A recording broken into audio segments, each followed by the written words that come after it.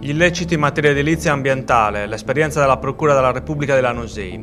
È stato questo il tema del terzo appuntamento inserito nel palinsesto del Maggio Universitario Nuorese, una manifestazione organizzata dall'Associazione Universitaria degli Studenti Forestali di Nuoro, presieduta da Antonella Puzzulu, col sostegno dell'amministrazione provinciale. Il protagonista assoluto della serata, ospitata nella sala conferenza della Camera di Commercio di Nuoro, è stato il procuratore della Repubblica di Lanusei Domenico Fiordalisi, che di fronte ad un uditorio formato da rappresentanti delle istituzioni, delle forze dell'ordine, degli studenti del corso di Scienze Forestali, ha ricostruito i suoi 5 anni in Ogliastra.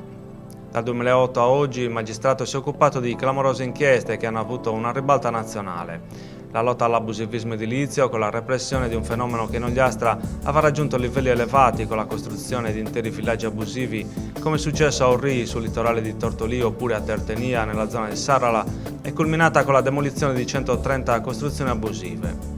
Questo ha modificato la percezione dei cittadini verso l'amministrazione della giustizia. La riapertura di casi ormai archiviati, con l'individuazione dei presunti responsabili di una lunga scia di sangue, ha avuto come effetto il crollo di numero di reati. È significativo che nel 2012 e nel 2013 non ci sia stato in Ogliastra nemmeno un omicidio e le rapine che prima si attestavano a 20-25 all'anno in modo costante si sono ridotte a 6 nel 2012.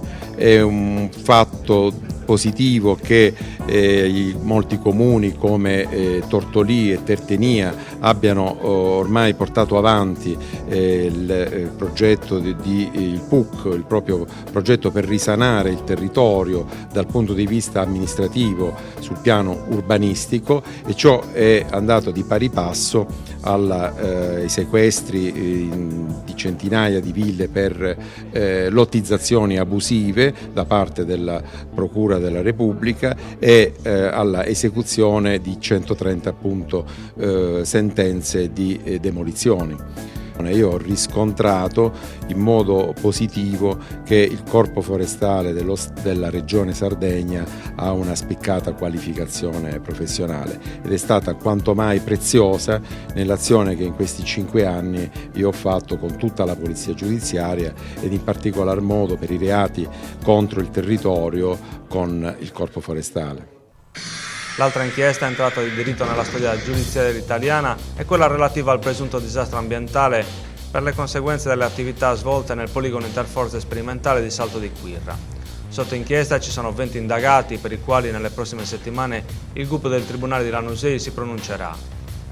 Un'inchiesta ancora in corso che il procuratore Fiordalisi, trasferito alla guida della Procura di Tempio, potrà continuare a seguire fino al suo epilogo giudiziario.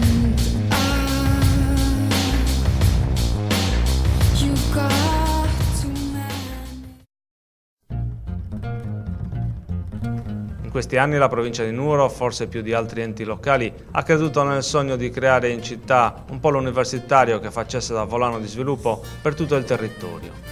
La provincia ha sempre creduto, quest'anno di più, nell'iniziativa, anche sollecitata dagli stessi studenti e dalle loro associazioni, perché è necessario un supplemento di impegno per radicare definitivamente l'università a Nuoro.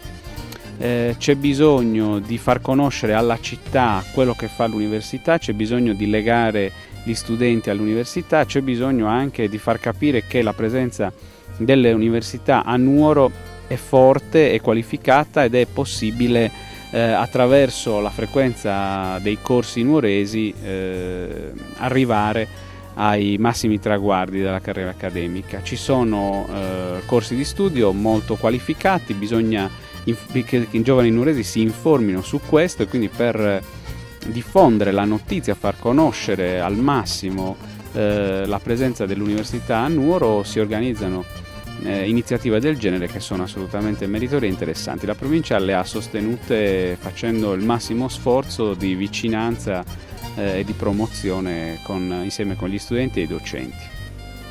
Ma nel MUN non ci sono solo convegni e simposi su temi di grande attualità come gli usi civici o la tutela ambientale.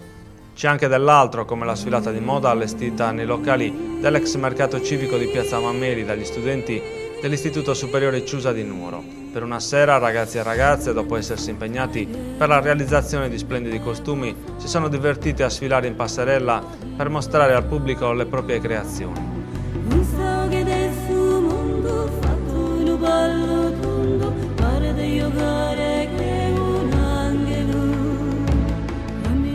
Domani nuovo appuntamento col Moon. Alle 9 nell'auditorium del Ciusa il naturalista Domenico Ruiu parlerà della sua esperienza con i rapaci.